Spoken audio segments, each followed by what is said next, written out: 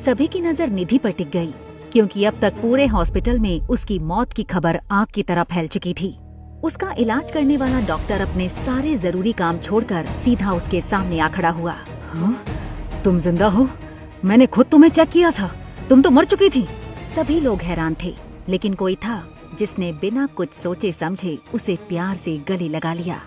ये और कोई नहीं बल्कि निधि की माँ थी। लेकिन तभी निधि के शरीर में मौजूद काव्या की आत्मा को कुछ अजीब महसूस हुआ और उसने अपनी माँ को खुद से दूर झटक दिया। हाँ? क्या हुआ बेटा? तुम मुझसे डर क्यों रही हो? मैं तुम्हारी माँ हूँ, कोई दुश्मन नहीं। निधि का ये बदला हुआ बर्ताव देखकर उसकी माँ का दिल चकनाचूर हो चुका था।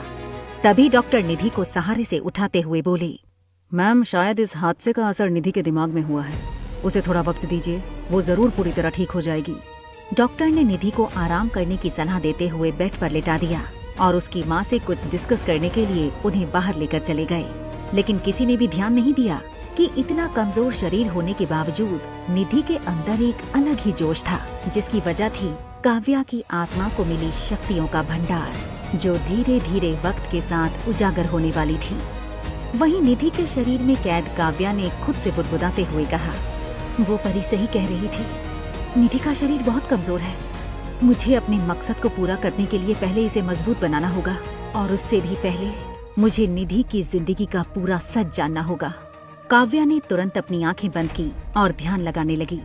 जहां पहले तो उसे निधि की जिंदगी से जुड़े कुछ लोग नजर आए और फिर अचानक ही उसे दिखाई दी एक कबाड़ खाने वाली जैसी जगह पर रखी हुई बरसों पुरानी कुछ चूड़ियां, जो उसे अपनी तरफ खींचने की कोशिश कर रही थी। अगले ही पल काव्या ने झटके से अपनी आंखें खोल दी। अब वो समझ चुकी थी कि ये उसकी इस नई जिंदगी के सबसे बड़े रहस्यों की शुरुआत है। उसने एक बार फिर से बेड से उठते हुए खुद से कहा, मुझे इस शरीर को मजबूत करने से पहले निधि की गरीबी को मिटाने का इंतजाम देखना होगा, और उसके लिए मैं जाऊंगी उन एंटीक चूड़ियों को लेकर दुनिया की सबसे बड़ी नीलामी में। लेकिन वो चूड़ियां हैं कहाँ, और मैं उन तक पहुंचूंगी कैसे? काव्या के दिमाग में कई सवाल थे, लेकिन फिर भी वो बेड के पास में रखी हुई एक लाठी के सहारे उठ खड़ी हुई और छुपते छुपाते हॉस्पिटल से बाहर निकल गई। लेकिन वो कहाँ जाएगी ये वो खुद भी नहीं जानती थी। वहीं शहर के दूसरे छोर पर एक रईस आदमी का फोन बज रहा था।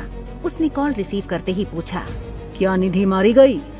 कॉल के दूसरी तरफ से आवाज आई, नहीं बॉस, पता नहीं कैसे पर वो जिंदा बच गई है और अभी अभी अकेली हॉस्पिटल से बाहर निकली है।